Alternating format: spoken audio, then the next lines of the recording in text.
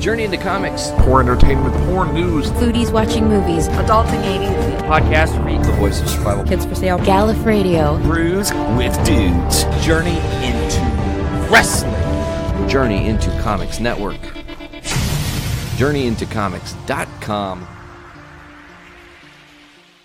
The following is a Journey into Comics. Journey into Comics. It's a Journey into Is it Comics Journey into Comics? Journey into Comics. Journey into Comics. Network.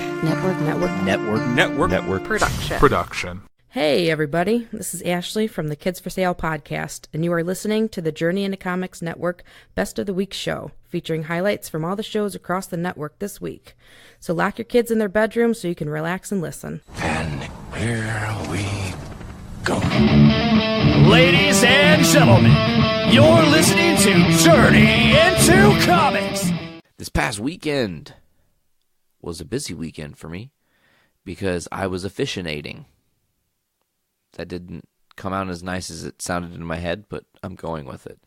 I was officiating because the pod daddy, as Dick will call him, was the officiant, the ordained, as it were, of Dick and Miranda's wedding.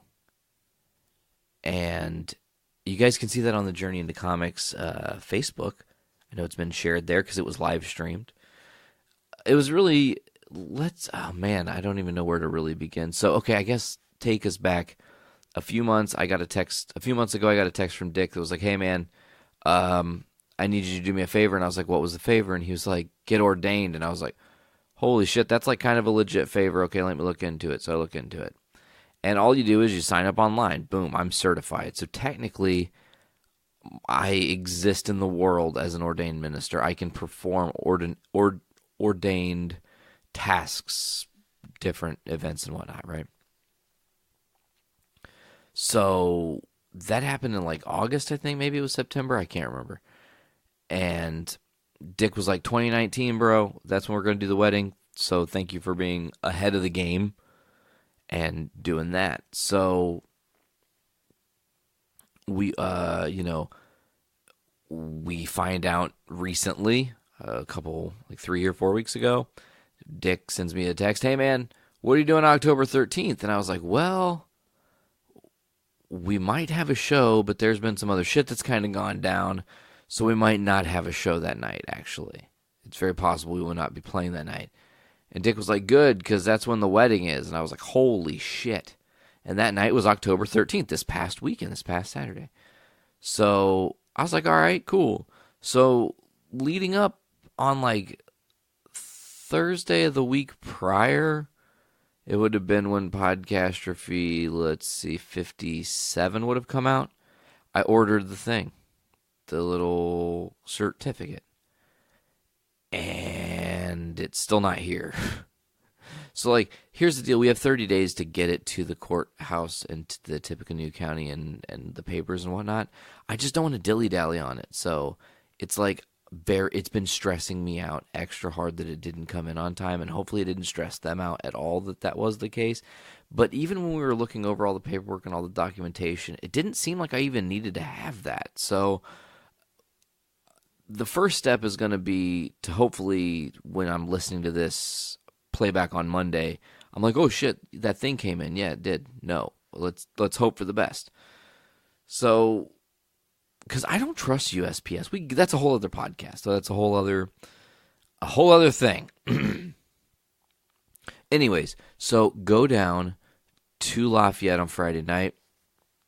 Sarah's providing the music for Dick and Miranda's wedding. I'm providing the officiating abilities, okay?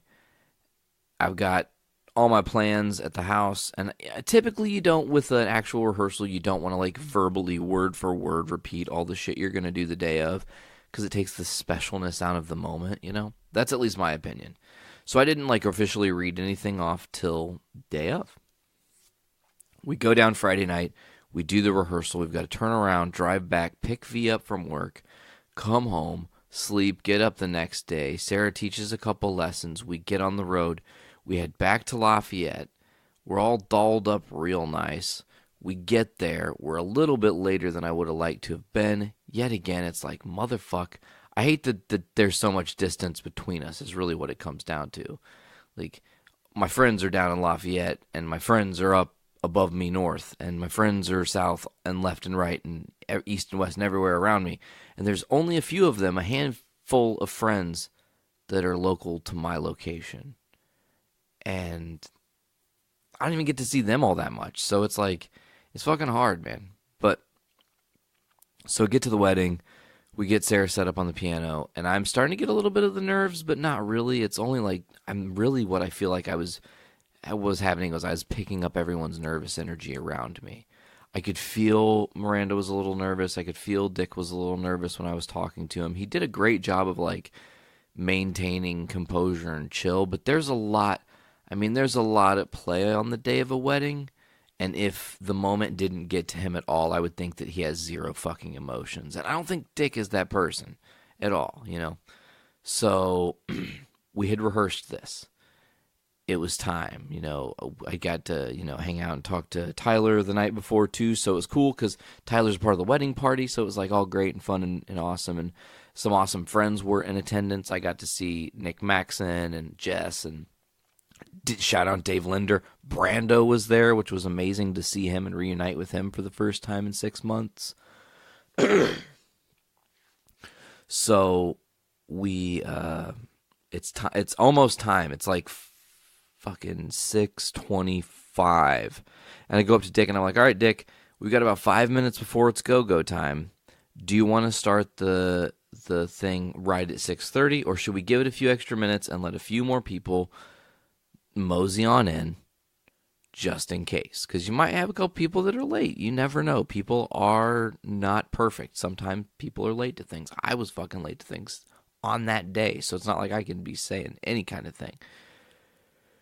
Dick's like, let's push it. We'll do 6:40. I was like, okay, so I'm appropriately letting the people know because I've got to kind of like be the ringleader of this operation. I let Tyler know. I let Miranda know. I let Caroline know. That's Miranda's maid of honor.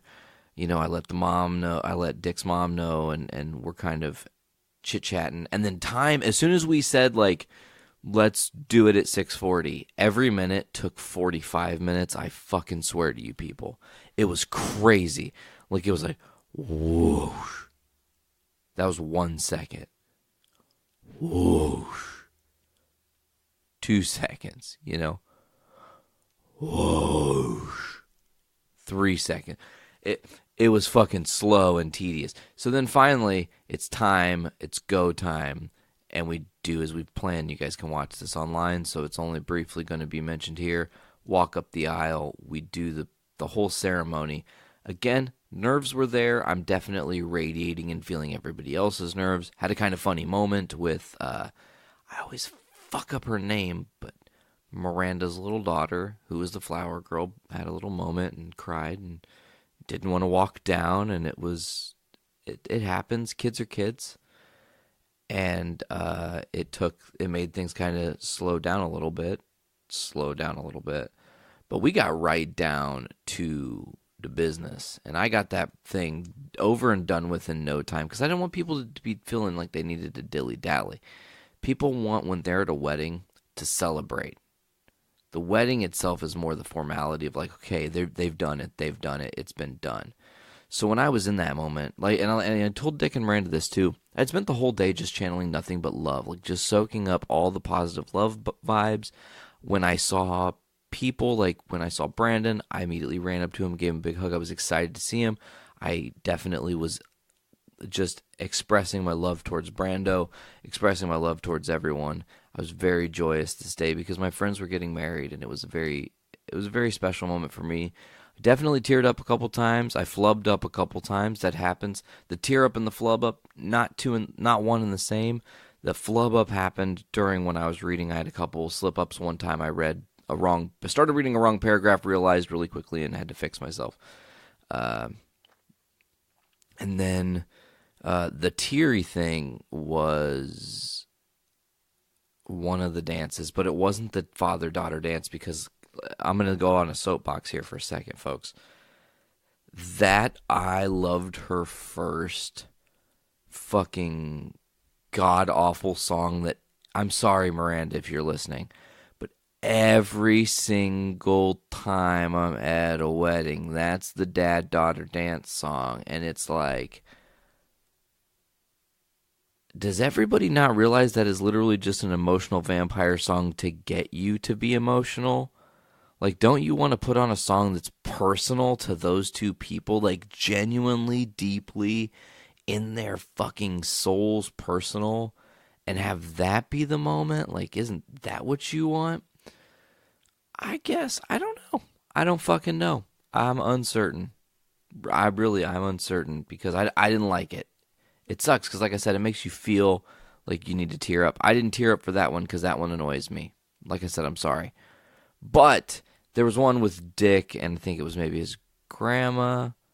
I mean, man, first of all, can I just say, Rocket Man is a beautiful song. I love Elton John, okay? And that song is just fucking... It has a special place for me because when Veronica first came into our lives, and her and Sarah first started making music as Diamond and Fang, before Walk Among Us was a thing, they did Rocket Man, and it was beautiful. Oh, man, just piano and vocals, you know? And I got to hear that be created before anybody else on earth. And it was, it was just, to me, it was a very, very humbling and special moment, is the way to say that. So, we're at the wedding, the ceremony happens, everything goes off without a hitch. Send them down, and it's time to chill. There's a couple dances. We do the dances. We hang out. We eat. Food, it was all right. I ain't mad at it. Let's talk about catching up with Brandon and Wyatt was nice. Wyatt has become just a humongous young man who's not very old at all. And he is very talkative and says all kinds of funny things that make you laugh consistently. It's good to have someone like that in the room that can win the crowd over. It takes the pressure off you as a person.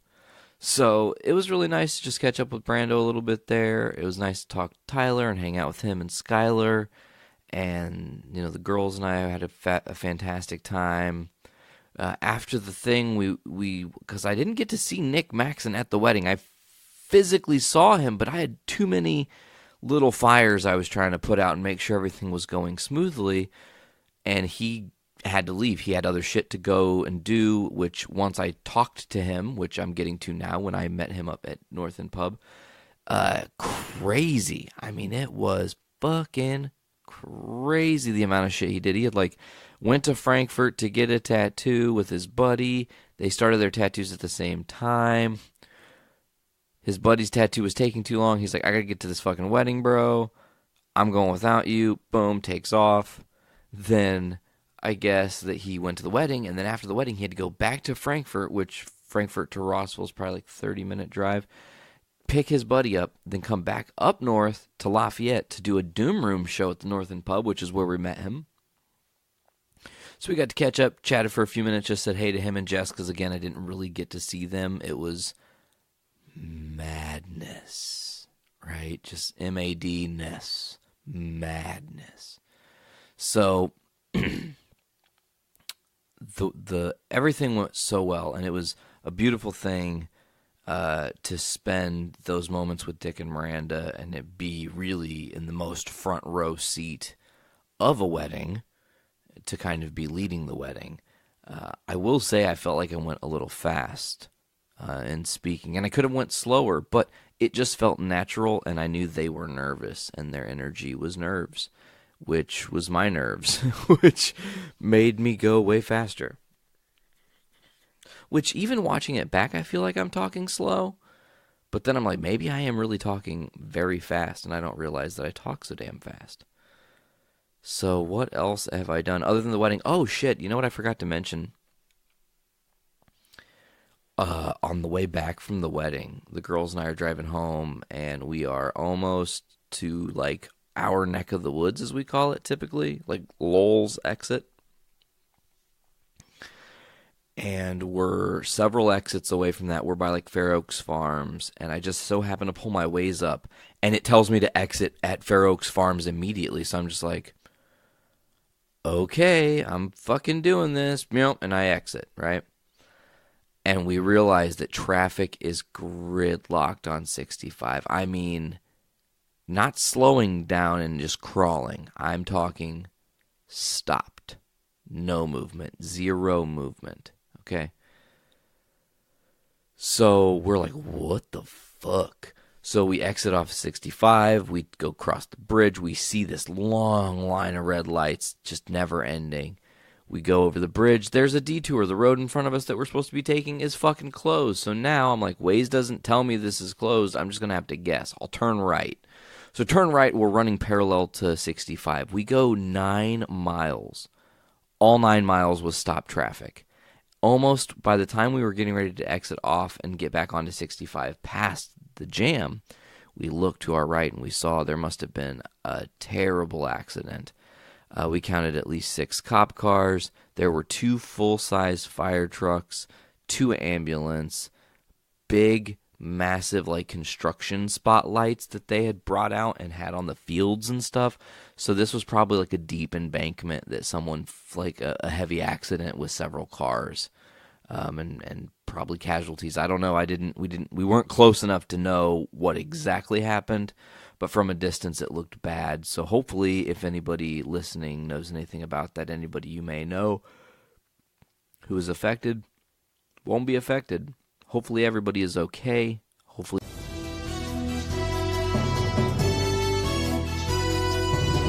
We interrupt the Journey into Comics Network feed for this late-breaking edition of Poor News, featuring Andrew Poor. So this is an article from Newsweek, and that is Donald Trump to speak at a hate group's annual event, a first for a sitting president. So, President Donald Trump will be the first sitting president to address the Family Research Council's Values Voter Summit with the Southern Poverty Law Center, described as a rogues gallery of the radical right. Trump will be the keynote speaker at Friday's event, which will also be attended by his former strategist, Steve Bannon. Other speakers include the founder of anti-Islam group ACT for America and former Trump strategist Sebastian Gorka. The Anti-LGBTQ Family Research Council, labeled as a hate group by the SPLC, has hosted its annual summit since its inception in 2006. Values voters have waited 8 years for a leader who puts America's mission first and respects the values that made America into a great nation, the council's president Tony Perkins said in a statement reported by The Hill. Values voters are coming to our nation's capital thankful to hear from a president who is fulfilling the promise that he campaigned on. So the early days of the campaign, President Trump allied himself with values voters, promised to put an end to the 8 years of relentless assault on the First Amendment. No other sitting president has ever taken the decision to address the summit, although Trump has spoken before the conference on 3 previous occasions, even during his presidential election campaign. Speaking of the president's decision to attend this year's 12th annual event, SPLC President Richard Cohen told The Independent, "By appearing at the Values Voter Summit, President Trump is lending the legitimacy of his office to a hate group that relentlessly demonizes LGBTQ people and works to deny them on their equal rights. His appearance puts the lie to his campaign promises to be a friend to the LGBTQ community. Bigotry is not an American value, and our president should speak out against it," he added. Trump's attack on the LGBTQ community have not gone unnoticed, with the president rescinding Obamacare protection for transgender students that allow them to use the bathroom that matches their gender they identify with. Trump also suggested a ban on transgender troops in the military and failed to recognize Pride Month or National Coming Out Day, unlike his predecessor. The group organized the summit has previously commented on homosexuality. Family Research Council believes that homosexual conduct is harmful to the person who engaged to it and society at large and can never be affirmed. It is by definition unnatural and as such associated with negative physical and psychological health effects. It is not clear what topic Trump will address during his speech, but the group's overwhelmingly negative attitude towards the LGBTQ community has prompted questions about whether a president should be attending a day of glorified hate speech. So that's definitely interesting. The first time for a sitting president, a president who has a picture that shows him holding up a rainbow flag that says LGBT for Trump. And to go from that, to get elected, to doing all these kind of behind the scenes things, kind of slowly minimizing those rights, and now to speak at a hate group that thinks basically what they're doing is an abomination. And it's not. It's something that you just need to accept or ignore, or just, if you don't like it, just don't look into it. Just move on. What they do does no way devalue what you do. So just don't worry about it. So this will be very interesting, and I'm really curious to see what he actually does talk about. He's got to walk a fine line with the midterm election. You can't say anything too risque or too out there that Republicans that are campaigning that want to get reelected or want to get elected at all don't have to backtrack against them, because if they do retain any control in the House and Senate after November, they really need Trump as an ally. So they can't go be like, I disagree with what he said, because then coming next year when they need something, he'll be like, oh, but you said this to me then. And so it's a lot of quid pro quo. So yeah, we'll have to see how this kind of shakes out. I'm definitely going to figure out when this actually happens, but yeah, not a big fan of this.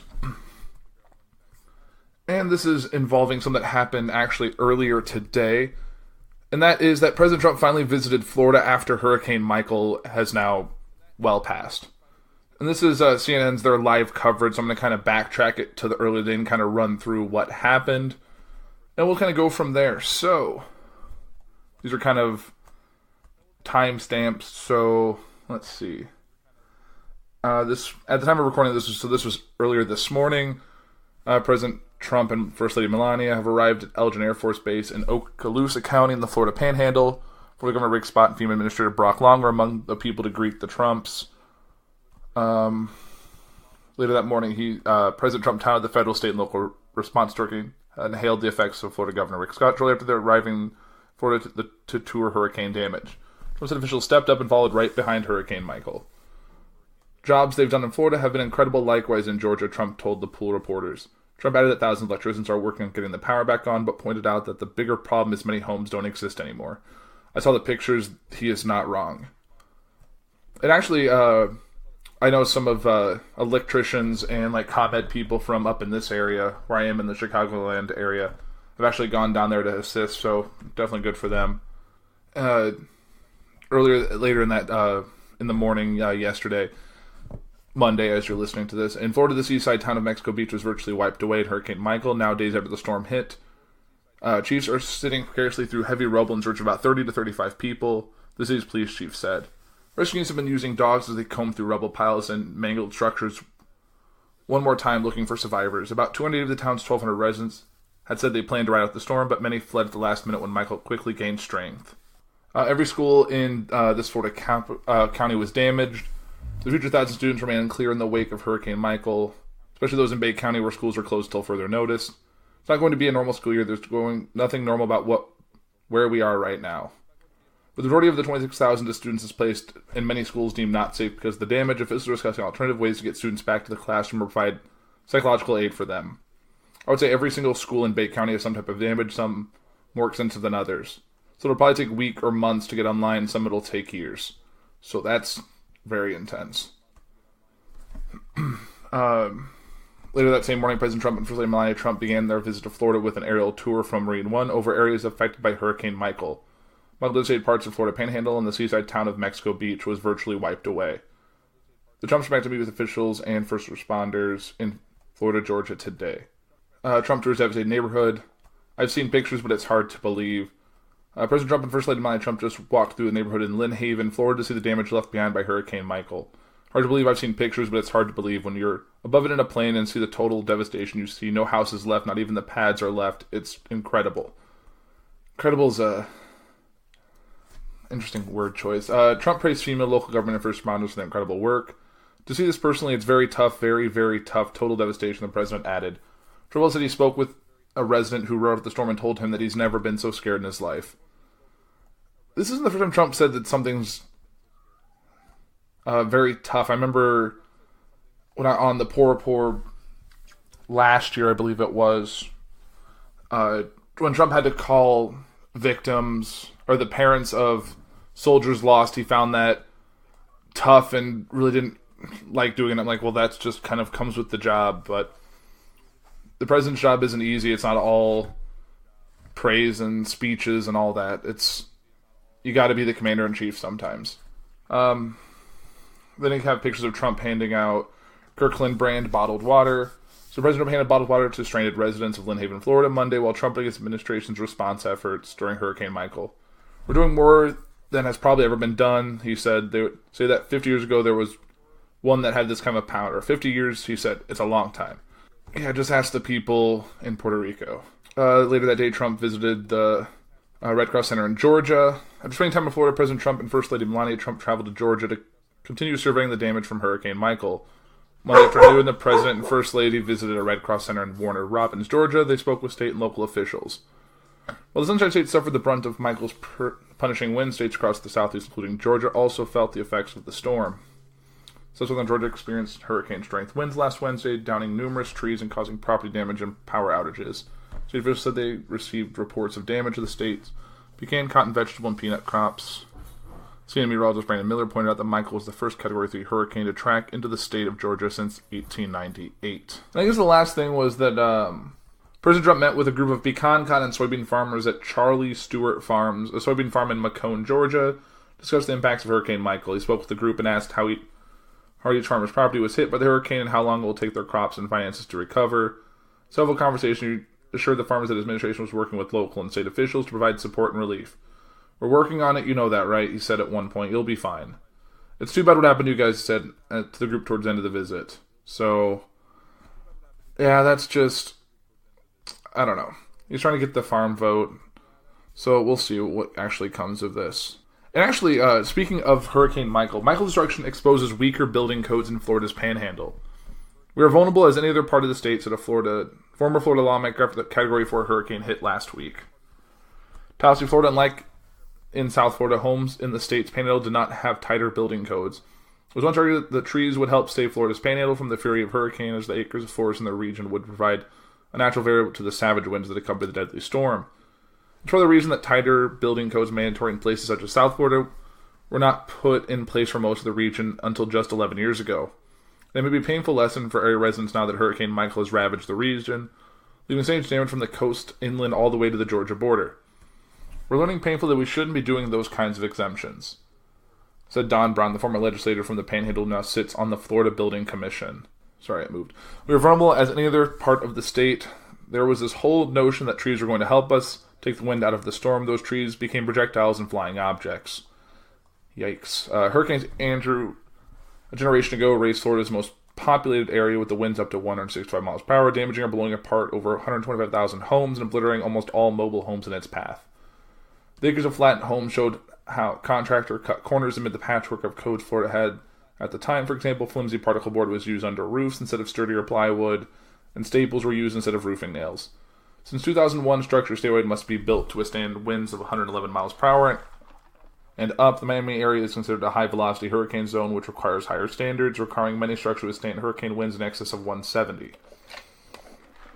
Though Michael was packing winds as high as 155, any boost in the level of safety requirements for builders help a home avoid disintegrating in a hurricane. Tom Lee, a home builder and legislator, says past hurricanes have shown time and time again that stricter codes help. He said during past hurricanes he looked at the damage by plane and could tell if a home was built before the new code. The structural integrity of our housing stock is leaps and bounds beyond what it was. The codes all for shatterproof windows, fortified roofs, and reinforced concrete pillars, among other specifications. But it wasn't until 2007 that homes built in the Panhandle more than 1 mile from shore were required to follow the higher standards. And Hurricane Michael pummeled the region with devastating winds from the sea all the way into Georgia, destroying buildings more than 70 miles from the shoreline. Governor Rick Scott said it may be time for Florida to boost its standards, considering the toughest in the nation, even further. After every event, you go back and look at what you can do better. After Andrew, the codes changed dramatically in our state. Every time something like this happens, you have to say to yourself, is there something we can do better? Mexico Beach, the Gulf Coast town destroyed by Michael, lacked a lot of new or retrofitted construction, said Craig Fugit, the former director of the Federal Emergency Management Agency and a former emergency management chief for the state of Florida. The small seaside community had a lot of older mobile homes and low-income year-round residents working in the commercial fishing and service industries.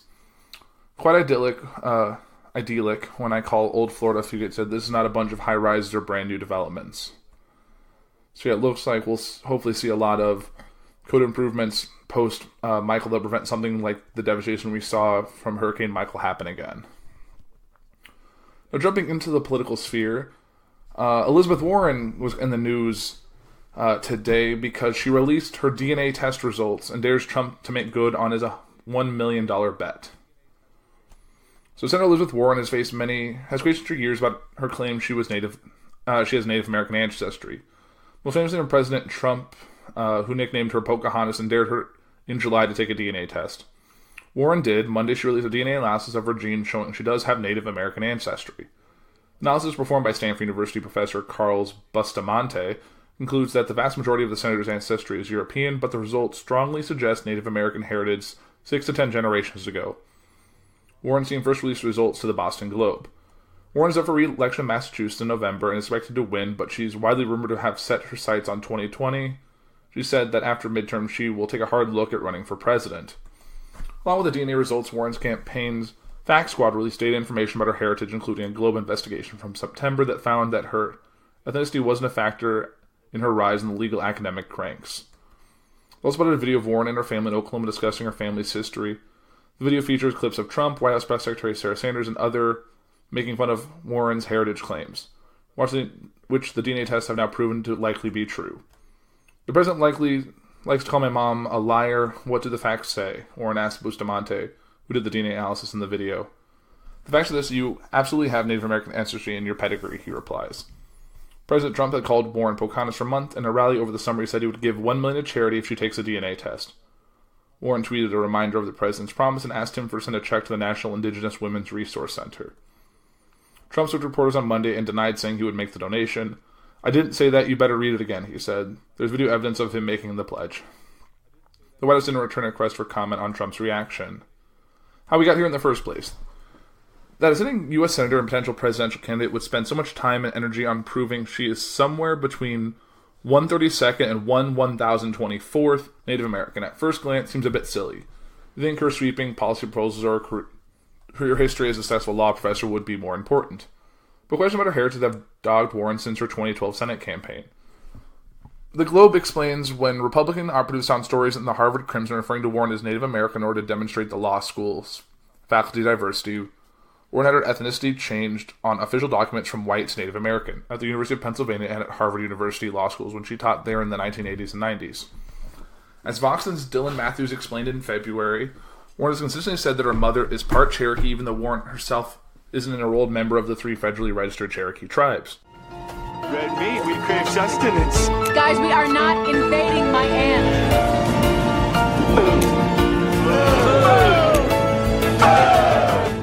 I don't know if I want to thank you for the movie that we just watched. Oh, lovely segue. I know. That was hard. Sarah and I were looking at each other like, oh my God. Terrifying. Oh, this is the scariest movie I've ever seen. Yeah. It is October, so we can call it a horror movie. Definitely. Yeah. Do you want to tell us about this movie? Yes, So, it's called Ingrid Goes West. I had actually seen it months and months ago, like early into this year. And I think it either came out like in January, February of this year or super late last year. And it stars Aubrey Plaza and Elizabeth Olsen. Nate, you'll know her from Marvel movies. Oh, Thanks.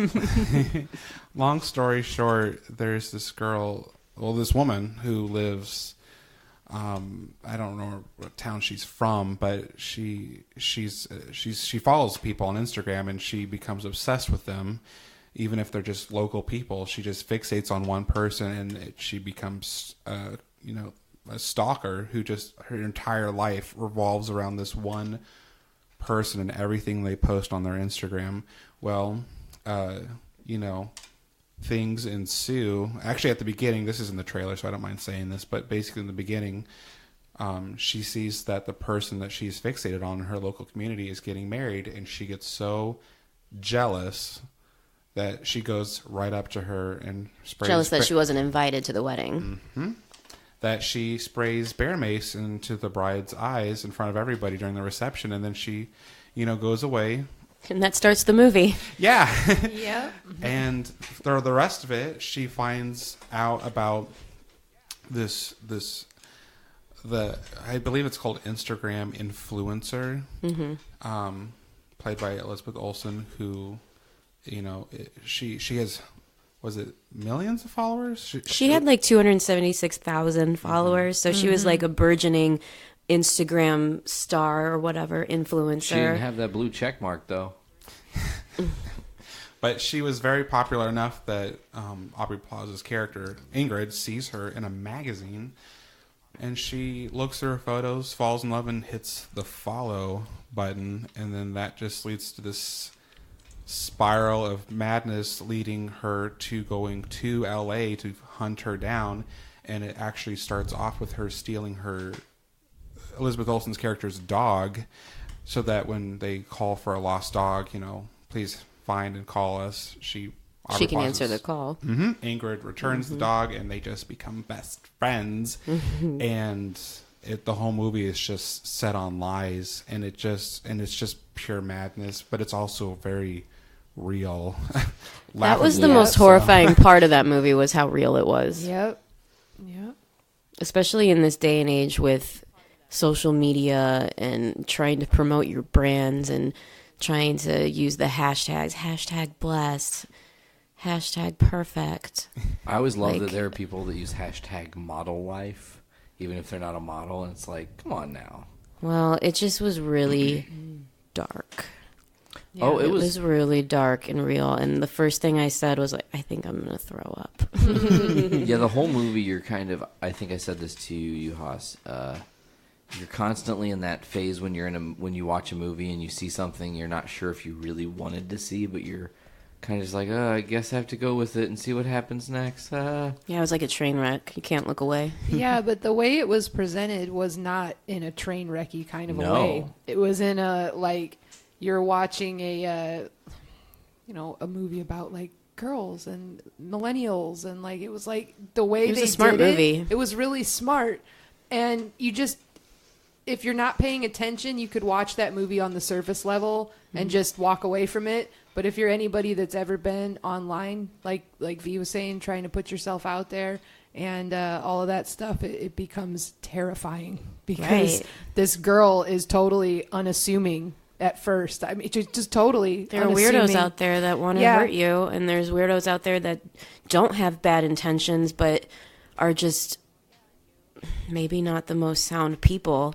And they're so immersed in wanting to get an interaction with you, person to person. I think that's good to note that Aubrey Plaza, really the downward spiral of this movie, is a response to an Instagram comment. Oh, next time you're in LA, you should totally try this restaurant.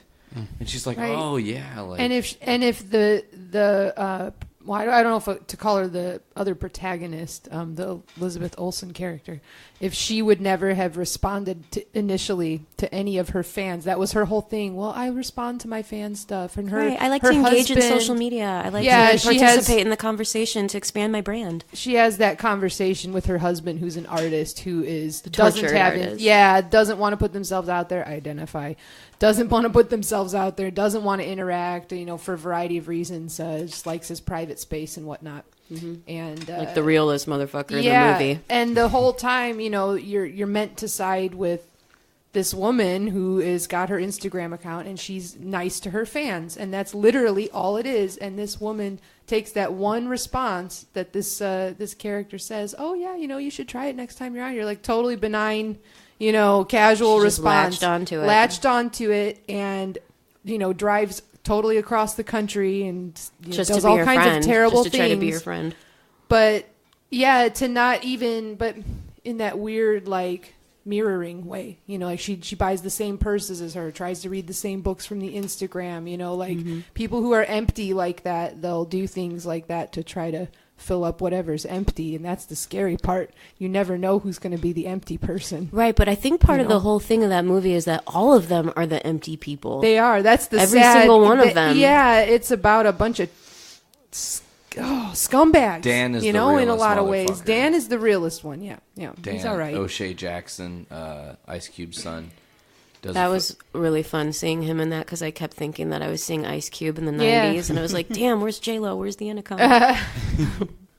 Yeah, but any of them could have had their sins exposed, as it were. You know, every single one of them was fake. Even the husband, like he's saying, like going along with, oh yeah, this painting is $1,200, and they're really popular. And they're popular, but then later, you're my only person who's bought my shit. Yeah, you know? and it's like obviously to say you're all fake. You're in LA.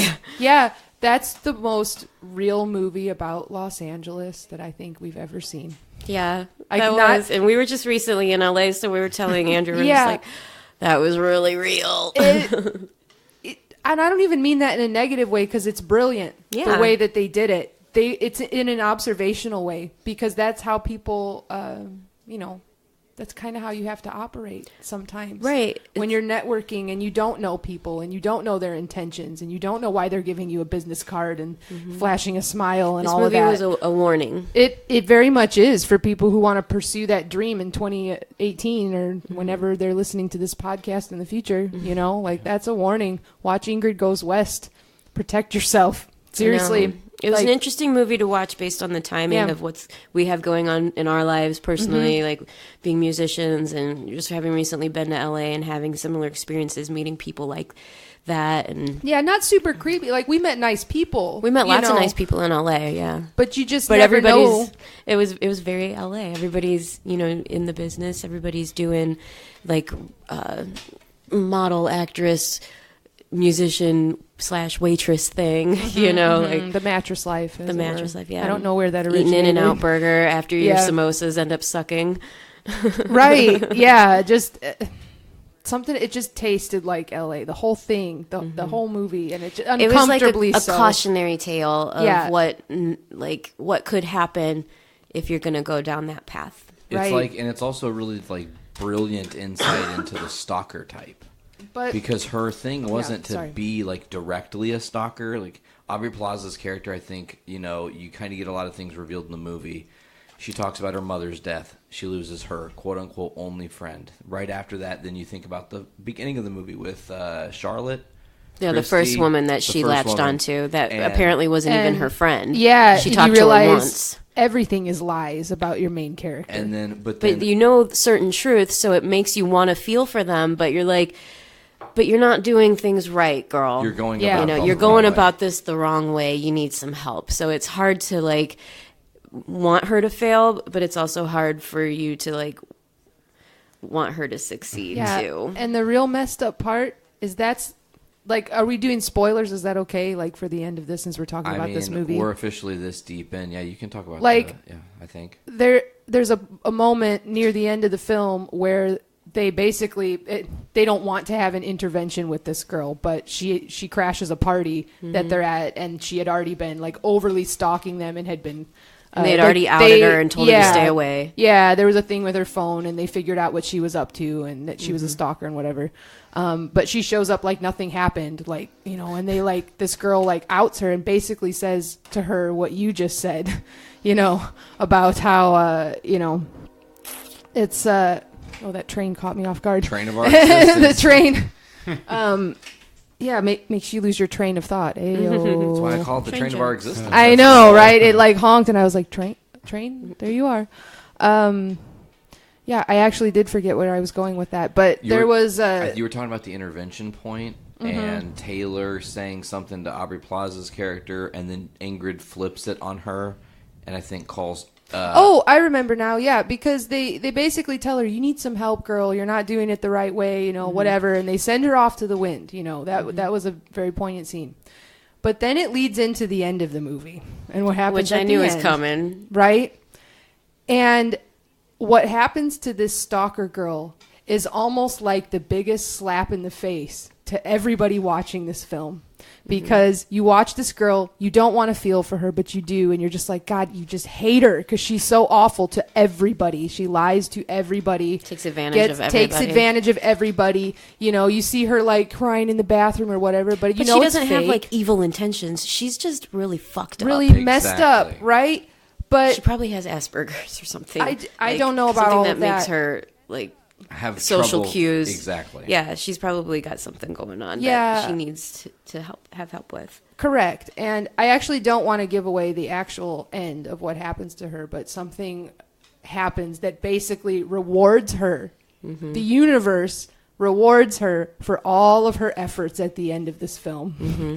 And it is like... It was dark. It is so... But it's like brilliantly dark because here we are talking about it, you know. Right. That's what art does. Mm-hmm. But, you know, you talk about it on both sides of it, but it's like, oh my God, that's real. That's really what happens. The scumbags, they get ahead. Mm-hmm. I don't know why that happens, but it does. It happens a lot. After we finished this movie, it made me feel like how I felt when I watched Black Swan for the first time. It had that like pit in my stomach feeling like different kind of pit though.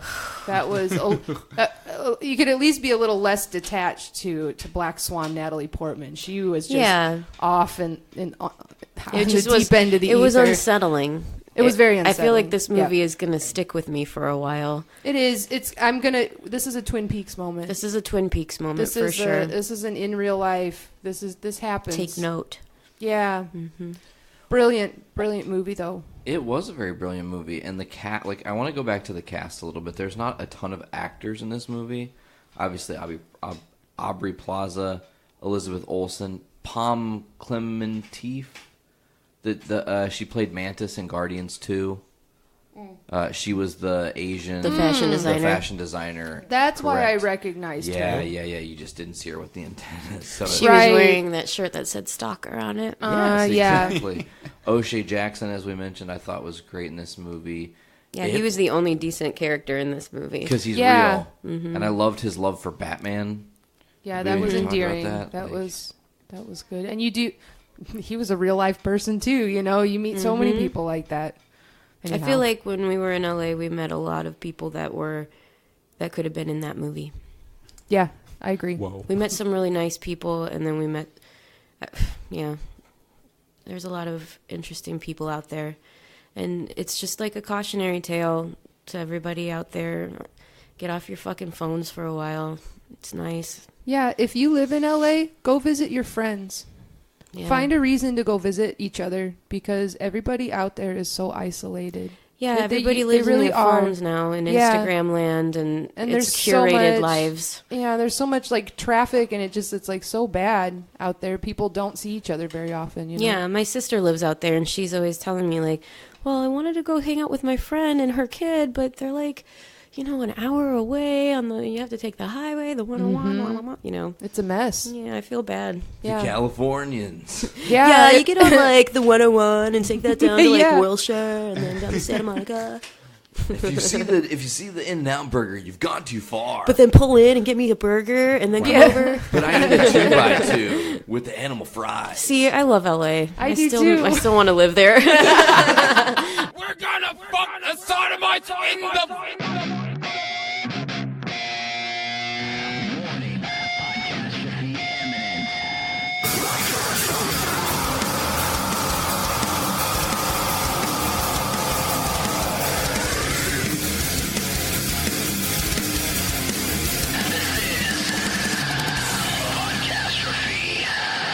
I'm really glad you went into this subject.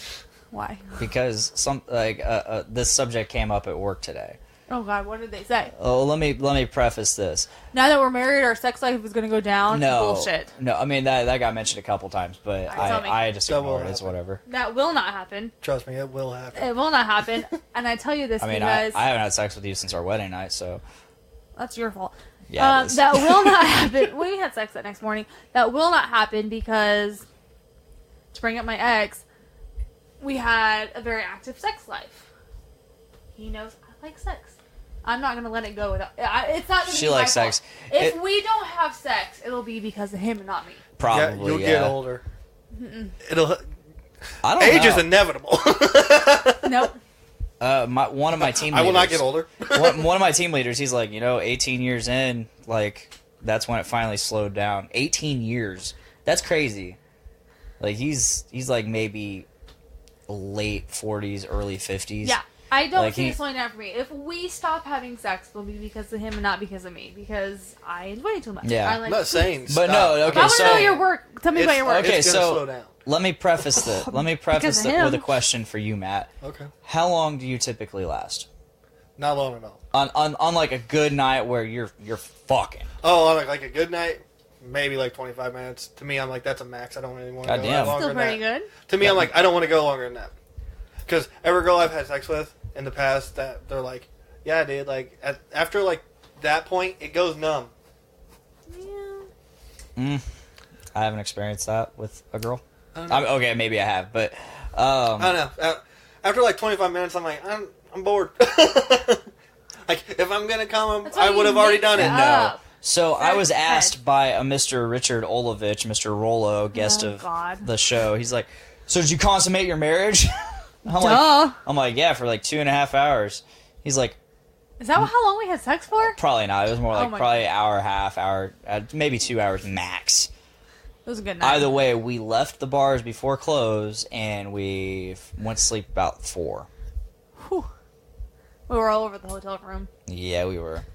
Dude, So- I passed the fuck out after my ceremony. I'm surprised we didn't because we had so many people buy us shots and I wasn't drinks. drunk. I was trash. Oh, I know. You weren't trash. I wasn't trash. You were good. You were I was actually, good. for as drunk as you were good. Which, you know my secret? You puke in the bathroom without anybody knowing so you can drink more and you're fucking good to go the next day. Yeah, you were well behaved for I how was. drunk you were. I was. I didn't get drunk at my wedding, and then at the same time, This fucking cat. yeah, this cat, dude, it's awesome. But I picked them out. I picked good things out. me and Kristen, we just got back to the hotel room and we were just like, we're going to bed. I'm tired. Oh no. You got a hotel room? Yeah. From like, so you you somehow got from like almost Florida all the way to a hotel room somehow? Nice. Got to. See, we picked a hotel room that was downtown where we were already going to be at. Which we were gonna walk to. Thank God we didn't. Yeah, luckily I didn't drink enough to do that. Yeah, we drove from Florida to Lafayette for the hotel. I had tons of people buying me shots that night though, because I ended up running into people I went to school with. Yeah. And they were buying me shots, and I was just like, I did not. Oh my God, my brothers were there. They were buying me shots. Bought me beer. I had 3 beers and maybe 7 Vegas bombs. Vegas bomb. I had Vegas Bomb, Sex on the Beach, and Fireball. Tropical Vegas bomb. Ew, Fireball. I didn't have any like straight shots, but like I had a lot of Vegas bombs and 3 Budweisers. That's it. I wasn't trying to get trashed. I was just I was there to have a good time. And we did. We had a really good Yeah, I bonded with your brothers quite a bit. which I was very happy with. I especially bonded with Tanner, which Which I I love. don't normally talk to him. So I have 3 brothers. One's an older one who's in jail right now, which they've hung out with, and he's just, yeah. And I have 2 younger brothers, and my youngest is more like me. He's the emotional, like, wants to bond with people, will talk to you. So they've talked somewhat. And we bonded over Star Wars, Yeah. and Harry Potter. My next brother, Tanner, is the man, and like, fuck you, prove to me you're a man. Like, he's that guy. Like, and you I'm can't I'm please the him. type that's like, I'm not gonna do anything to, and I'm not gonna giving it over backwards for you. Yeah, I don't need to prove anything. If yeah, I have nothing Right. to prove to you. If you want to be my friend, go for it. But if Exactly. not, And that's why I told him, I Fuck said, just off. be yourself, whatever. Well, at the wedding, I saw my brother come up to him, hug him. I was like, oh, that's a good start. And then they did. They bonded all night. And it made me really happy because I'm very family-oriented. And as much as my brothers pick on me, they also will kick anybody's ass that will fuck with me. Like, including while you're married and that's yes, your husband. my brother Tanner, the one that we're talking about, almost killed my ex-husband. Almost killed him. So, Sup? yeah. Yeah, he's like, man, I'm really glad it took somebody named Dick for my sister to marry someone that's not a dick. That's what he said to me. Oh, and then he's okay. My family's tall. My dad is over 6 foot. My brothers, Yeah, all of my brothers over your 6 brother's foot. tall. My brothers are tall. They're all over 6 foot. So my ex was the same height, a little bit shorter than me, depending on how he I stood. am too. We're about the same height. At the wedding, he was a little taller than me, and I remember they Platform used to shoes. tease me like, "Why can't you just be with somebody tall?" I'm like, "Why does height matter?" I remember that night, my brother Tanner telling him, "Man, I'm just so glad that you're like taller than her." And he's like, "It's not even by much." He's like, "It doesn't matter how much it is. You're taller than her." And I'm just like, "Oh my God." It's priorities, man. Yes. No, but back to my original question. So, like, Sorry. how long do you last? 25 minutes typically on a good night. On a good night, that's 25 minutes, and to me, I'm like, I don't want any more after that. Is that switching positions or staying in the same position? Switching. Now, do you include foreplay? Or do you just go straight from penetration? Like, ooh, suck my dick. Straight from See, I include foreplay in my sexual endeavors. If I do foreplay, Spoiled. then I would say probably like maybe 40. 40? Okay. I mean, this is not like a thing. Like, I'm not trying to brag. I go a while. He does. I go a while, and it's always been something I've done. Which Like, was weird to me at first, because at first I was like, oh my god, am I not good enough? no, Am I it's- not good I'm enough just to sitting here get like, you no, off? I don't fuck unless I'm gonna enjoy it. Like, I'm not here to just fucking get off. Like, I'm here to I'm here to please you. I'm here to please myself. I'm here to have a good time. Which is funny because I'm they're Blaine Tyner, and I like to party. with your wife, and that's it. Yeah. I like the picture Blaine Tyner in a tuxedo t-shirt because it says, hey, I'm here to be formal, but I'm here to party. That's totally true, because there are times, again, TMI, where I'll be on top and I'm the pleaser. He thinks he's the pleaser. I'm the pleaser. We're both. Where I know he's about to get there and he stops me. He's just like, no. And I'm just like, no, I'm making a game of this. Let's see. Yeah, and I'm like, no, I'm not. I'm not done with you. I'm like, I am not ready for this. I want to fuck you more. Like, that's just how it goes. Like, Mom, for are me, you still watching? I like to fuck. I'm sorry, like and I'm not there to get off. I'm there to fuck. Getting off is the end result. Like, that's the all right, good game. See, for me, if it ain't happening in 25 minutes, it ain't happening. Period.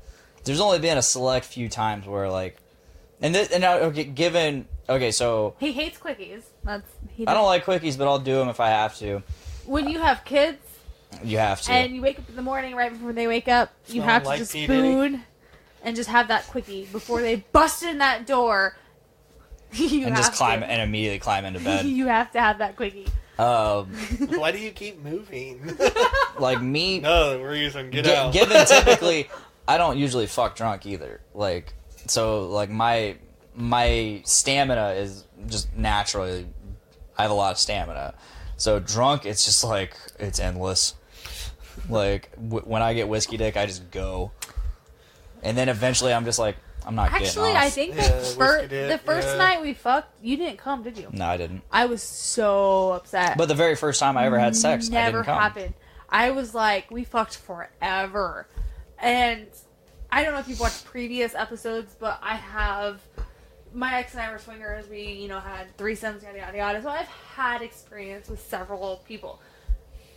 And when this guy didn't come, I was like, "Fuck, I suck.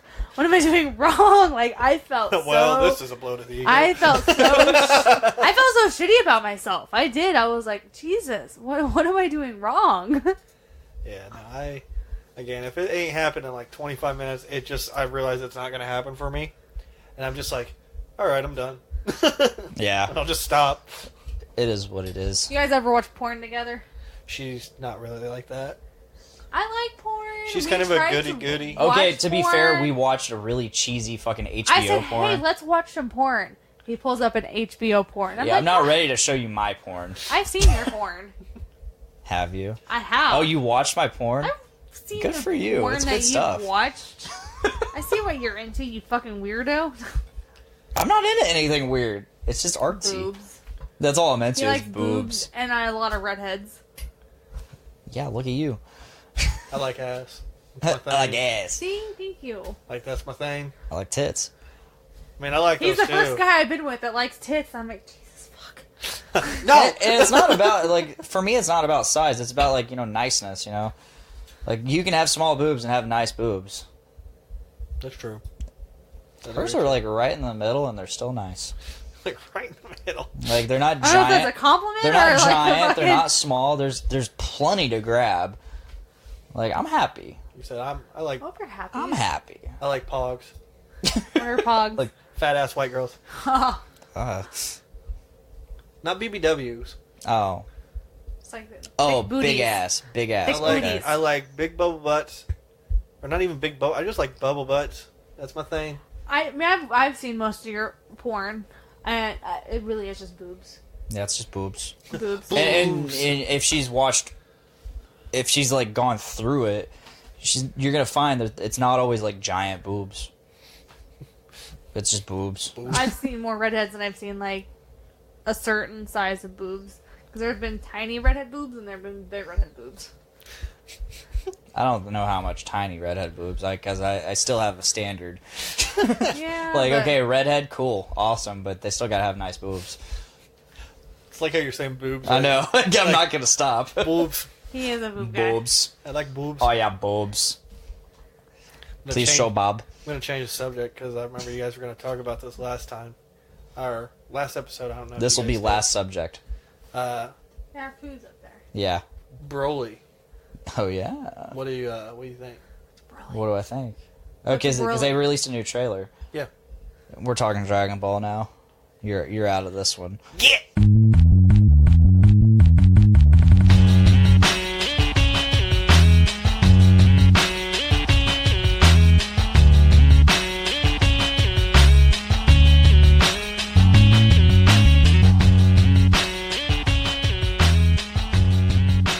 Scarlett's going to come down and talk to us for a little bit, and we thought that would be fun.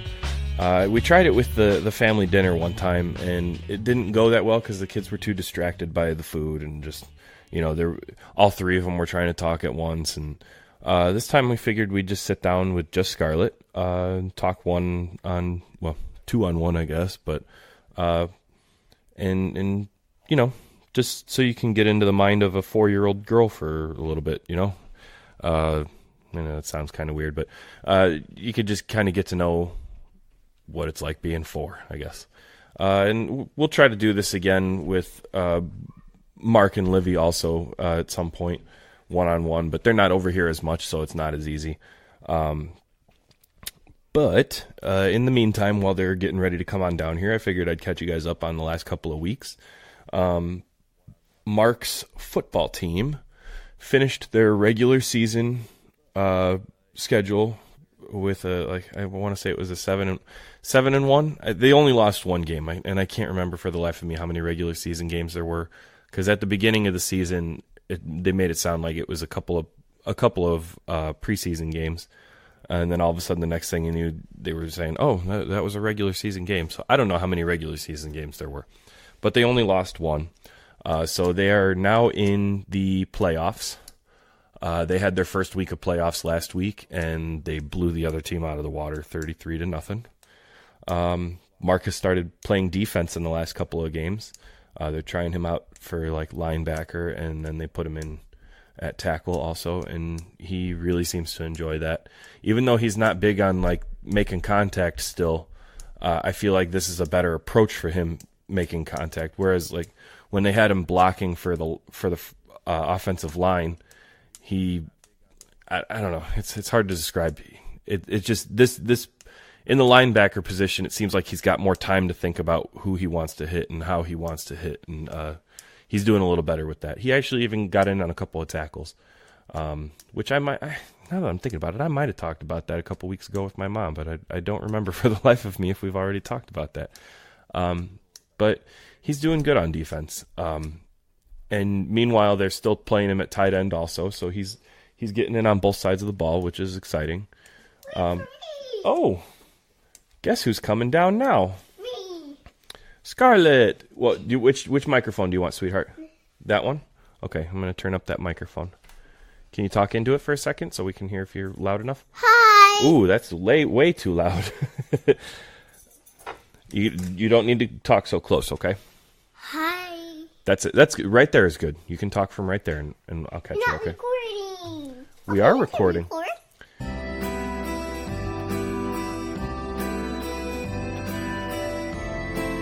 All right. Now test your level. What up, yo? Okay. So Ashley's here, and so is Scarlett. Scarlett, you want to say hi? Hi. So Scarlett, what did you just get done doing? Get my pajamas on. You got your jammies on because you just got out of the bath, right? Yeah. And after we're done recording this, it's bedtime, isn't it? Yeah.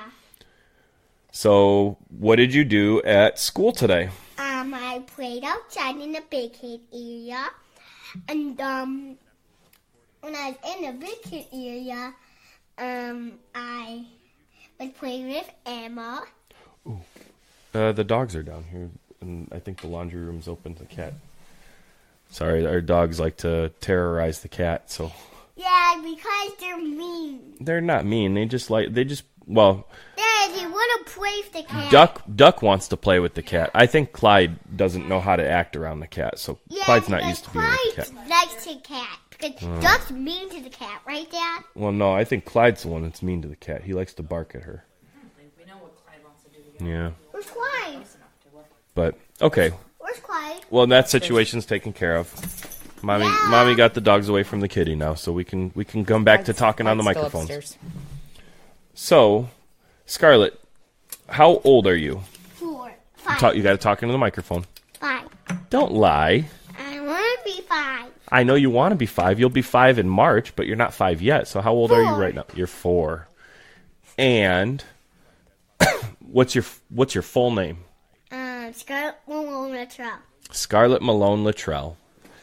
And what is your favorite color? Green and orange. Green and orange are your favorite colors? Yeah. How about what's your... Orange. Yeah, orange. There's orange on that sticker. What is your favorite food? Broccoli. Broccoli? I don't think that's true at all. Carrot. Again, I don't think that's true at all. What do you really like? Beans. Beans? Well, you do like beans. We had refried beans for dinner, and she ate... That was like the only thing she ate on her plate tonight. And rice. Beans and rice. You do like rice and beans. And You're just naming our dinner. Yeah. pepper. Peppers. Yeah, I made some peppers with our chicken tonight, and you ate some of that. My sticker is that one. Well, people can't see what's on the sticker, sweetheart. We don't have a camera. We're just talking into the microphones right now. So, should we talk about what Scarlett got in trouble for at daycare the other day? Oh. Yeah. You want to tell everybody what you got in trouble for at daycare? Why don't you tell everyone? It's okay. You're not going to get in trouble again. We know about it already.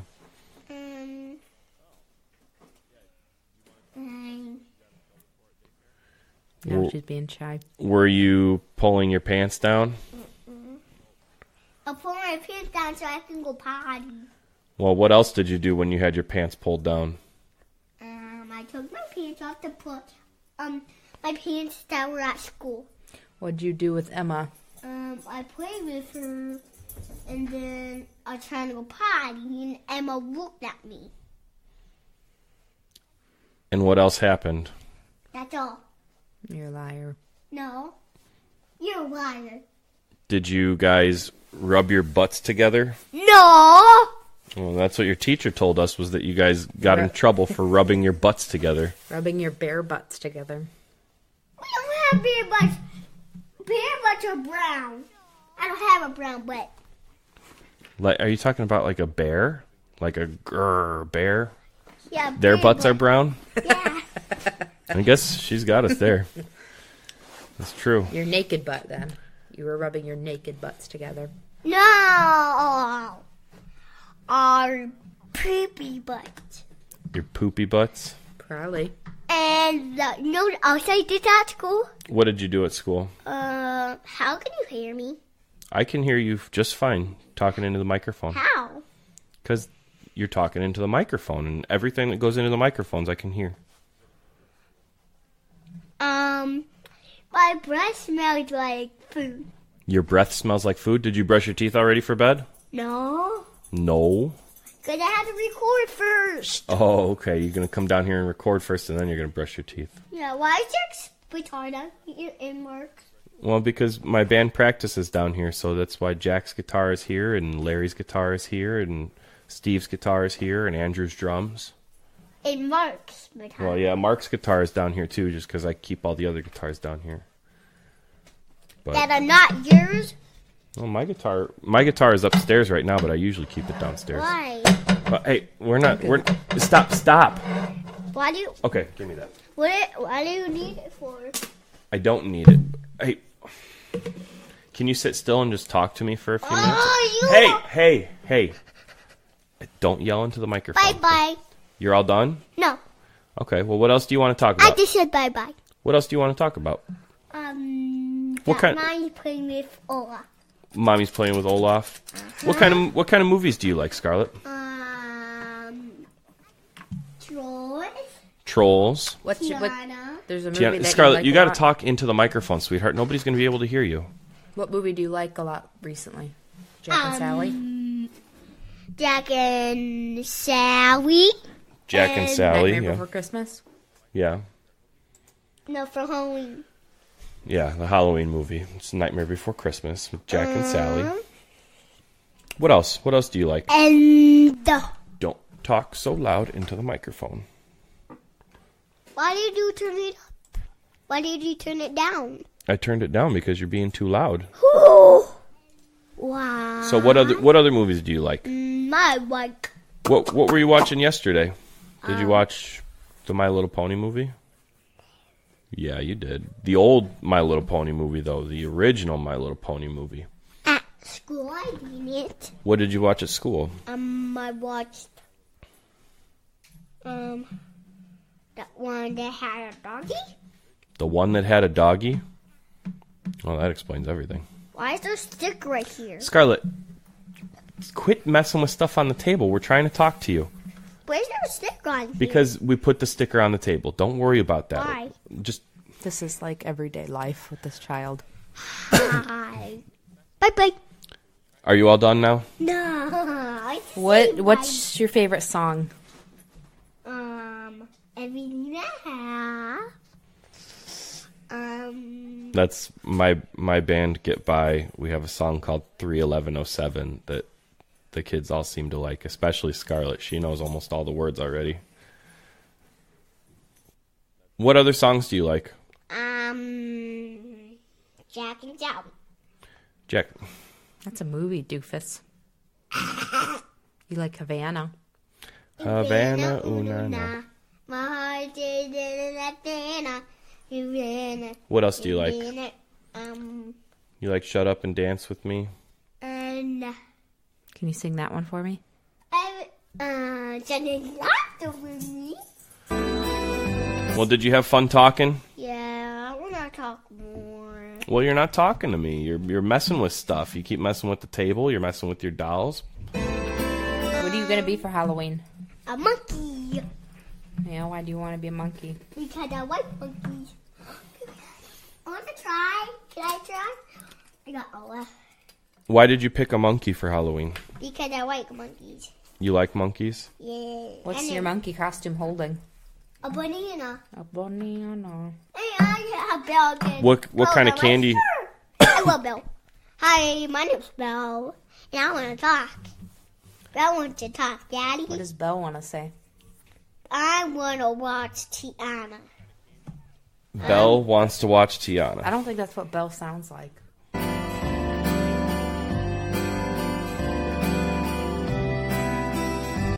Well, this was fun, Scarlett. We just did 2. I want to do 10. No, it's time for you to go brush your teeth and get ready for bed. 2 more. My princess wants to talk 2 more. No, I don't want to talk to your princesses. I wanted to talk to you, sweetheart. I want to talk again. No, well, you're not talking to me, so it's time for you to go night-night, okay? I promise I will talk. What do you want to talk about? My princess wants to talk with No, me. okay. What do you want for Christmas? I want a princess. I want a princess doll. What kind of princess doll? It's Cinderella, Sophia, and Belle. That's just what you're looking at on the table right now. That's what I want for Christmas. Okay, well, there you go. Merry Christmas. Done. You don't get anything else for Christmas now. I want a microphone for Christmas. A microphone for Christmas? What are you That'd gonna? be a terrible gift. Yeah, I know. What would you do with your microphone for Christmas? I forgot to get my microphone. Okay, I'll get my microphone. I swear this kid has ADHD. Yeah, I don't know why I thought this was a good idea. 'Cause you're an idiot. Well, I'm gonna go ahead and pause the show so she can go to bed. Okay. would you mind coming back down here and finishing the episode with me after she's in bed? I'd rather not. Well, I'd like it if you did. No. Okay, cool. I guess I'll finish the episode on my own. This has been fun. All right. Well, we'll pick it up in a little bit, I guess.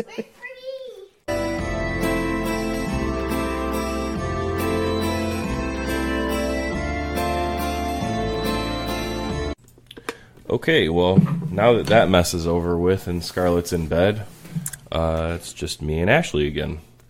So how's it going, Ash? It's going. It is going. Oh. So today was a special day for us, even though we didn't really do anything to celebrate it. Except Chris did the dishes. That was pretty cool. Yeah. So today was 4 years since we started dating. So, yeah. What a waste of 4 years, huh? Mm-hmm. It's time for Brews with Dudes.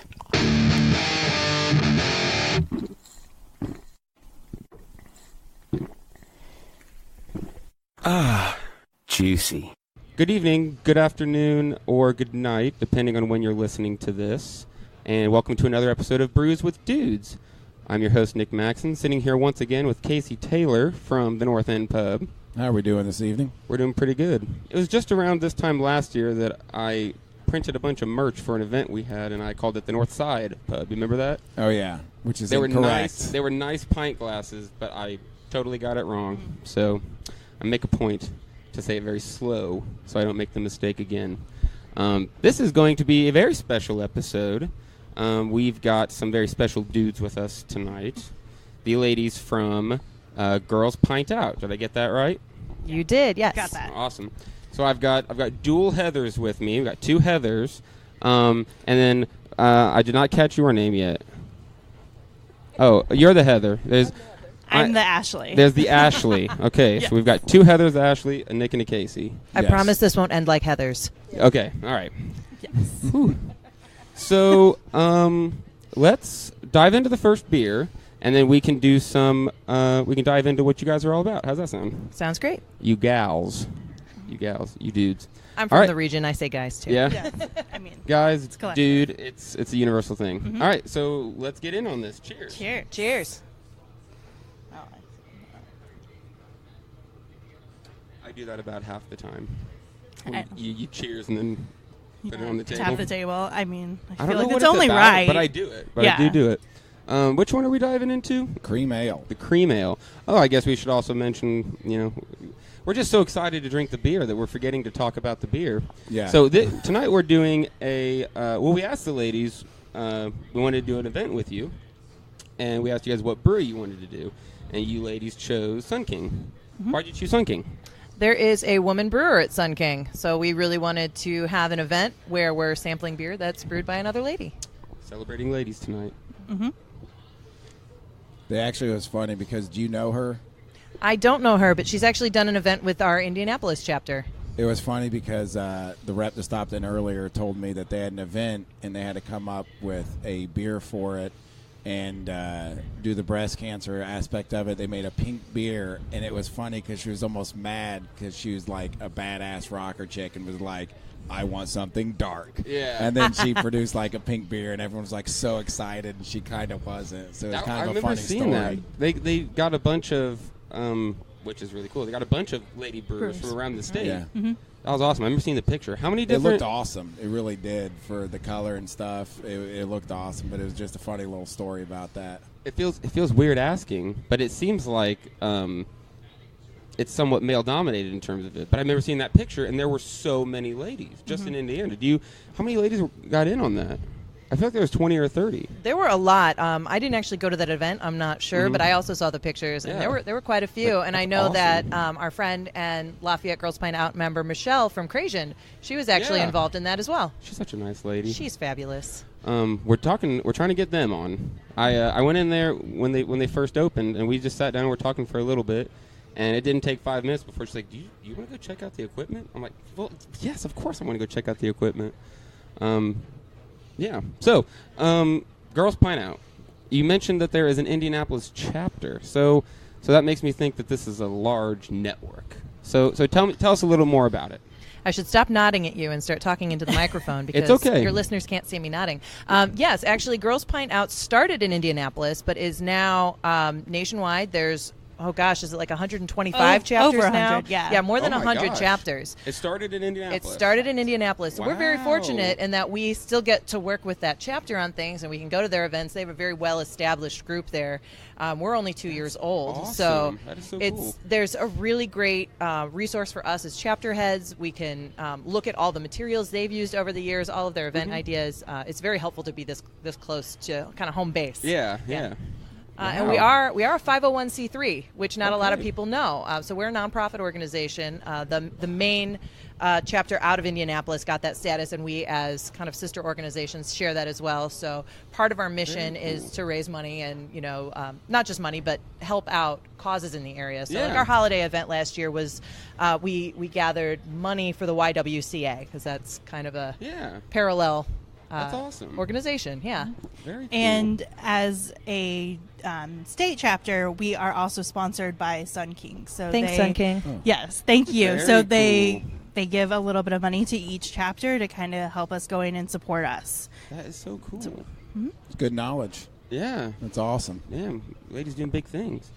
Let's see here. So, I think we're all ready for the next beer, aren't we?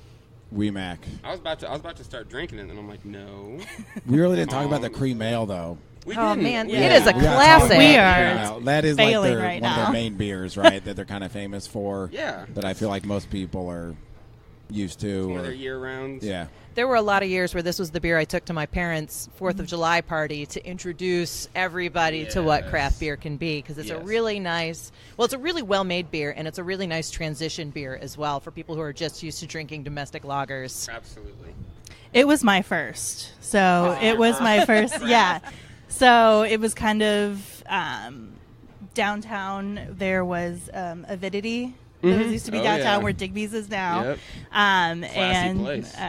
so I would go in there, and that was one thing that was suggested to me to try when I wanted to start getting into beers. Had just gone to like my first Beers Across Wabash and had been introduced to. So it was the first full pint of craft beer that I had had. Nice beer. Yes. Heather, do you like the cream ale? I do like the cream ale, and I agree it's a great beer to introduce to your non-craft drinking friends, and pretty safe to keep in your fridge at all times. Yeah. No, I like that because if you do certain beers and someone's trying to expand out and you give them a palate crusher, it's over for them. Every time they go try a new beer, they're going to remember that. So I agree. This is a good beer for people that question craft beers and don't think they'll like them. It's a perfect one, and it's only 5.3%, which that's not bad. No. It's an all-day drinker. Yeah. Yep. Crushable. Very crushable. So we're getting into the WeMac now. What is the WeMac? A brown? Scottish ale. Okay. All right, let's get into it. Cheers. Cheers. To all you and to everyone at home. This usually airs at noon, so if you're cheersing with us at noon, good for you. Well That's done. awesome. It's very awesome. We'll be cheersing at noon here next week when we go to 450 North's Corn Maze Beer Fest. That's going to be exciting. We are tentatively taking a bus down there. So we'll leave, we'll get down there, and then we'll get DD'd back to Lafayette. That's going to be great. Barring they find a driver. Well, we don't need to get into that right now. Thanks, Lafayette. Yeah, I went last year. It was hot last year, so hot. hopefully. And they specifically, when I talked to one of them, they're like, we made sure we moved it back a couple weeks, and I think it's going to be beautiful because it's been really nice lately. I discovered so many weird beers there. I remember Zwanzig's, and everything about them sticks out. Their name, their beers. So yeah, I'm excited to go back. Yeah, Are any of Casey you and ladies going? I am not, but Casey and I were talking about Zwanzig's earlier. Oh, man, their So beer good. and their pizza. Yes. Yes, and then you can stop by Powerhouse out of the Columbus Bar, get yourself some See, I didn't know diesel about oil that one. stout. Yeah. Oh, yeah, they're one of the older breweries. They don't distribute a whole lot. You don't see them very often, but they've been around, gosh, at least 10 years. How many breweries are in Columbus? I think just the two. Okay. Yeah, Because they got a couple events. They're getting ready to. I keep thinking Hoppy Halloween is there. It's in Plainfield. They're They're doing the corn maze, and then they do another one earlier in the year. And I think that's Zwanzig's thing. Zwanzig's is the one that hosts that. They opened their new facility recently, didn't they? Zwanzig's? Zwanzig's. If they did, I haven't been there. I just go to the restaurant downtown, and I was there in January. And I've definitely been since then, but I think I saw a picture that they finally opened the new spot. Nice. It's huge. I have to check that out. They got a lot of barrels now, so that's very exciting. That is exciting. I'm a big barrel age guy. All right, I didn't even drink it yet. Oh, it's delicious. Don't worry. I got so caught up. We're working on it over here. Yeah, I'm a big Scottish Ale fan, so this is probably before taste. I've had these. I'm very partial to Wee Mac. Another thing, it's 5.3. It's not crazy because like I like Old Chub, but it's like an 8%er. And it's like you can only have X amount of that. And Wee Mac at 5.3, even though it's a Scottish Ale, still has a little bit of a lightness to it and some crushability. Go ahead. Oh, I was going to say this is my favorite hotel beer in Hotel Indiana because beer. because Sun King's so widely distributed around our state. They usually carry cans of Wee Mac in hotels I have to stay in for work. Yeah. And it's malty and delicious. Yes, it is. Look at Hotel stepping it up, just not making you drink Miller Lite, Bud Light, or Coors Light. Stella used to be my hotel beer. It was the best of the bunch. We've grown up. We've grown up, guys. Ashley, your thought? After the cream ales, I kind of got into darker beers, so that's kind of where I went to next. So that's been the Scottish Ale has been one that I've gone to quite frequently, and really enjoyed it. It has a really nice kind of light aftertaste. You don't get that where you feel like you need to palate cleanse right afterwards. Right. So absolutely, Heather, what are your suggestions or thoughts about it? So Scottish ales probably aren't my normal ordering thing, but I find this particular one like very drinkable, so I would never turn it down. I am right there with you. The Scottish is not my go-to, but it's very tasty. Without being biased, it was Taze where I brew. Their Scottish was fantastic. They do a good job of. They've got a little bit of everything. They've got the amber, the brown, a lager, IPA, and I was very pleased with it. Usually, what is the word I'm looking for to describe it? I don't know. It's just a little too much for me usually. But the Wee Mac. They can get a little boozy. Yeah, and I guess I'm not a huge fan of that strong boozy flavor. And some of them can be really sweet too on the back end. Yes. Like I notice a lot of the Scottish ales, they can be really sweet on the back end, and if you're not into that, you may not like it. I think that's why I liked it when I was first starting out, getting out of the cream ales and into that. It was still kind of sweet and something to I tasty. like it. It's up my alley. So yeah, well, and not the Wee Mac in particular. The Wee Mac's not sweet, but I know what you're talking about. Some of them that get kind of syrupy, and I wonder if it's an incomplete fermentation and it's just too much residual sugar left over.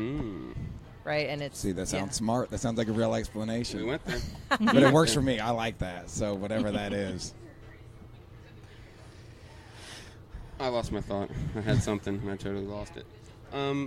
So what do we got next? We're slamming through these. I guess we're only having the little tiny ones. Do you want us to introduce ourselves before we get any further? Did we really not get that far? No, we didn't. We're just talking. My goodness.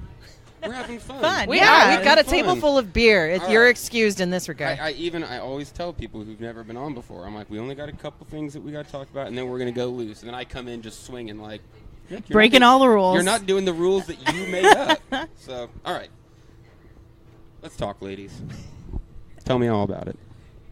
All right. Well, I can start. I'm holding the microphone. So, I'm Heather Howard. I am one of the two chapter heads for the Lafayette chapter of Girls Pint Out. Ashley, who's here with us, is my co-chapter head. We started Girls Pint Out almost 2 years ago exactly, because our first event was October of 2016. Yeah, so we're coming up on 2 years, which is pretty exciting. Very exciting. I already talked about how we're a 501c3, but we do at minimum monthly events for our ladies. We have happy hours, kind of like we're having here right now. Several times a year we'll do, usually 2 times a year we'll do a co-ed event, and those are oftentimes the ones where we're trying to raise money for a cause. So our Christmas event will be coming up. We usually do that at Lafayette Brew Co. Side note, we need to reach out to Lafayette Brew Co. to get our Christmas event set up this year. But at that particular event, we do a Bomber Yankee swap So everybody brings a wrapped bomber. It's co-ed. You guys are both invited. Watch our Facebook page. We're going to be there. Yeah. It gets real serious. Oh, it does. At the end of it is real cutthroat. Yeah. Right? People bring some very, very interesting beers. A lot of times ladies will bring things they get out of state that you can't get here. So it gets very competitive. It's a lot of fun. And we pick a cause and we raise money or collect items for that cause. So last year, as I mentioned, was the YWCA. We need to talk about what we're going to do this year. So we'll figure that out and let you all know. But we post all our events on our Facebook page. About me personally, aside from Girls Pint Out, I'm also co-owner of Escape Velocity Brewing. We are going to be opening here in Lafayette, and we will be a plant-based brew pub.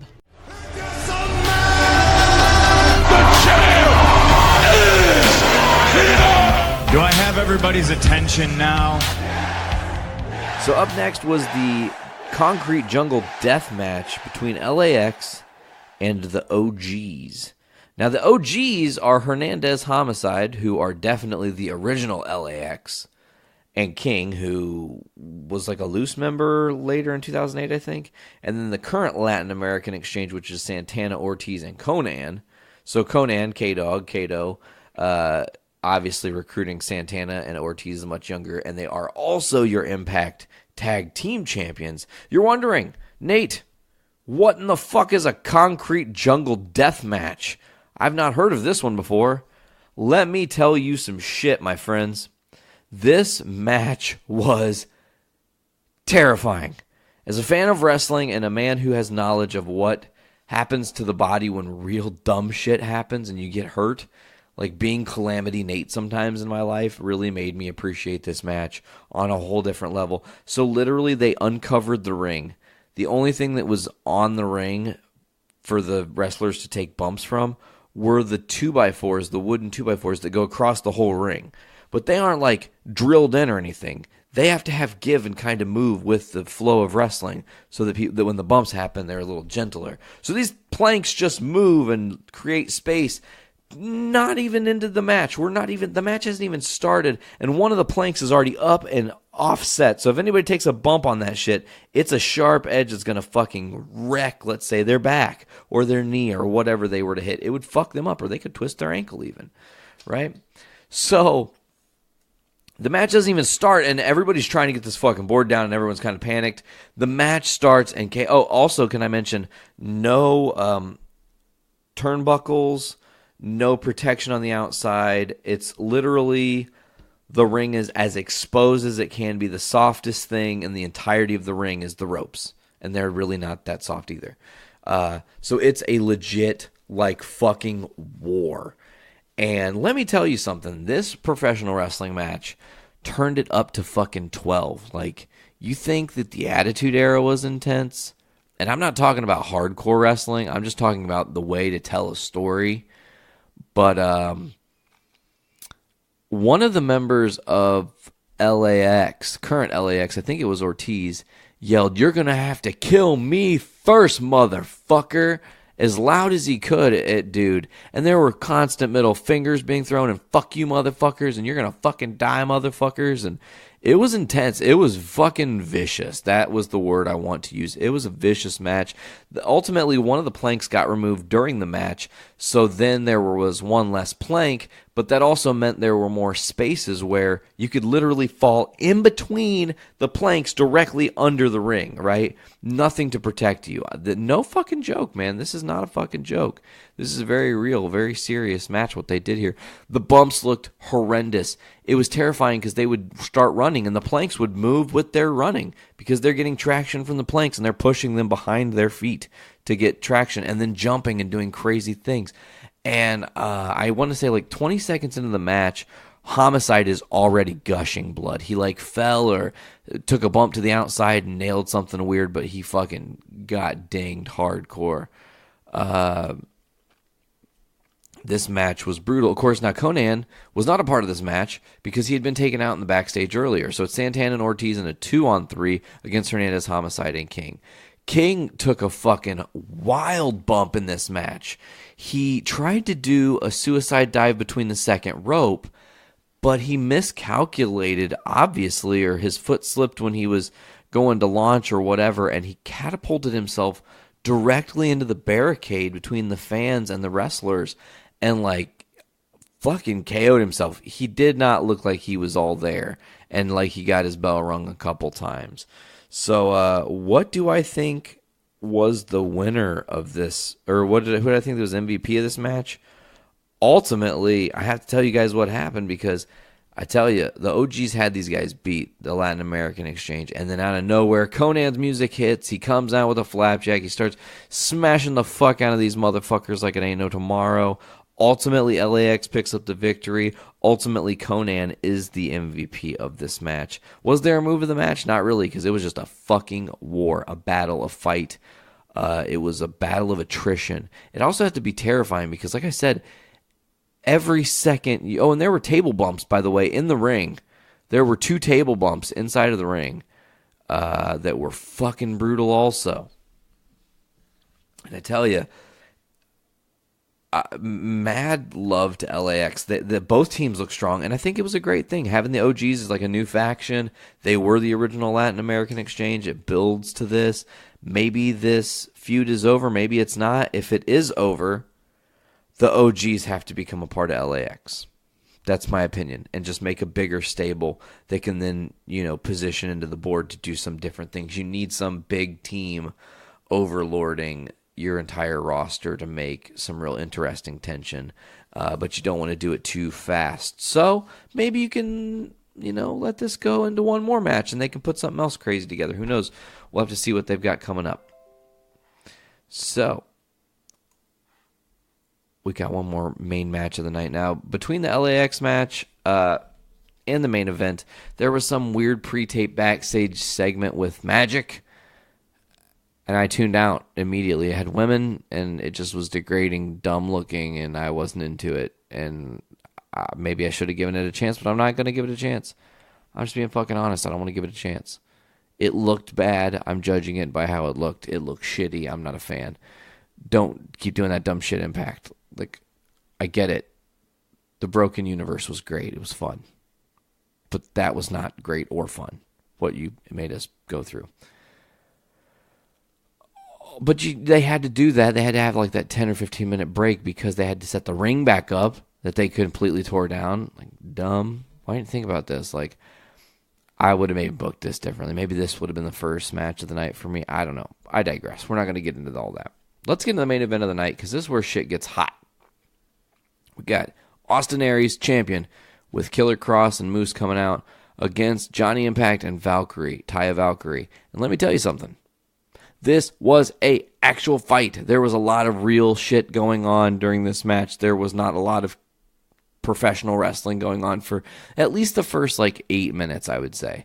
The first 8 minutes was real. And it still happened throughout the match, but almost immediately Austin Aries got Johnny Impact in a guillotine. And he was trying to choke him the fuck out. He goes, "Do you want to go to fucking sleep right now? I'll put you to fucking sleep right now. Do you want to go to sleep? I'll make you go to sleep. Are we going to do this now?" Like, he was, revved up and gearing to go. This feud boiled over into real life, or it was maybe one of the greatest works that we don't know.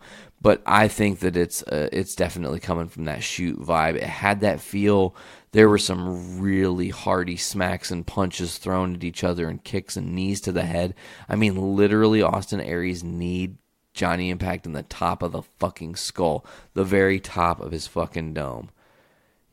So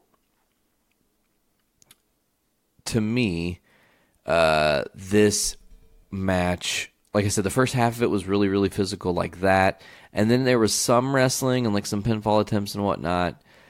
Move of the match, I got to give it to Johnny Impact. Did this crazy thing. They were outside of the ring fighting each other. And there was not a lot of space between the barricade and the ring on certain sides. Two sides were real close. I'm talking, you could run, but you couldn't do a whole lot of shit. Tight quarters. So, trying to think about this. Okay, so Johnny Impact they're smashing each other. He does a whip into the barricade, and Austin Aries runs at him like he's gonna kick him with the Sweet Chin Music, but then runs through it. And Impact jumped up So Aries goes under him. Impact puts 1 foot, like jumps and lands 1 foot on the ring, 1 foot on the barricade, and immediately on instinct does a moonsault and kicks Austin Aries in the fucking side of his head. It was wicked. It was easily the move of the night. Not just the move of the match, but the move of the entire night. It was one of the wildest spots I've seen so quick react like that, because it seemed very real that he just on instinct said, fuck you, I'm going to do this thing and fuck you up. And it didn't seem like there was any planning of this match. Like they went to war. The end. They went to war there because there was not a lot of swings and building the crowd. This was just a fight. Who do I think is the MVP of this match? Taya. She got involved just verbally by talking and saying, fuck you, little man, and whatnot like that, and flipping off Austin Aries and whatnot. And Austin Aries staring her down a lot during the match, which was intense as well. And then it was weird because I didn't know if Austin Aries was like trying to be sexual towards Taya or like intimidating. But it kind of was like almost like he was trying to be like, you want to come see my dick? But that was not the case. She was very unpleased and unamused by Austin Aries and his ways. But she took a nasty bump. Oh man. So this is one of those things where, again, I don't know if they planned this, but if they didn't, holy shit, there was some anger, right? So Austin Aries comes off through the ropes on a suicide dive into Taya. It's Taya. Into Taya and like smashes her into the barricade. She nails her head on the fucking barricade. And she was just down. And as soon as it happened, Impact like freaked the fuck out and just started haymakering and just fucking up Austin Aries and smack and punch and kick. It was brutal, you guys. Back and forth. Ultimately, Johnny Impact hits the Starship Pain, pins Austin Aries to become your new Impact World Champion. Here's an interesting thing. He hits the move. 1, 2, 3. Austin Aries stands up, walks to the apron. No selling the move. Like it didn't hurt him. It didn't bother him. The match was over. He had to do what he had to do. And now that the match was over, he was done giving a fuck. His shoulders were pinned to the ground. So then he got on the ring apron and started flipping off Don Callis and saying, fuck you, coward. And flipping off some of the fans and shit. It was crazy. He was so violent and going crazy. And fuck you and fuck this. And you could tell that everything that happened in the ring between him and Johnny Impact was very personal throughout, and it didn't seem like a shoot at all. So let's get into some reason or some stuff. It seems like Tessa Blanchard just spoke out about Austin Aries. And let's see what she had to say about the incident at the end of Bound for Glory. Tessa says, I think it was just a lot of Austin being Austin. I honestly don't know what to think about it. Just watching it, I was kind of just like at a loss for words, I guess, because I don't know what to think. To myself, yeah, of course, I'm sure everyone has a lot of questions. There is a lot of uncertainty. The whole locker room was kind of not really sure what was going on, I guess. But yeah, I'm very indifferent because I don't know what to think. I'm not really sure what Austin was trying to accomplish. I think that if the roles were reversed and Austin was sitting in the locker room watching that happen, I'm sure he would feel disrespected. I'm sure he would not be so happy. He'd have some things to say and some questions. So if the roles were reversed, I'm sure he would be in the same position as how the locker room kind of felt, I think. I agree with her, Tess, speaking out and saying, he wouldn't have been just okay with it. So I don't know. I do not know. This is a weird thing because it's like Austin Aries seems like his contract with Impact Wrestling is done. And we're going to get into this. Before we get into this, though, I want to rate this card overall. Honestly, it was a very solid effort. I'm genuinely impressed with Impact Wrestling. Comda.com was who sponsored them. But ultimately, I'm going to say this was a solid 3.75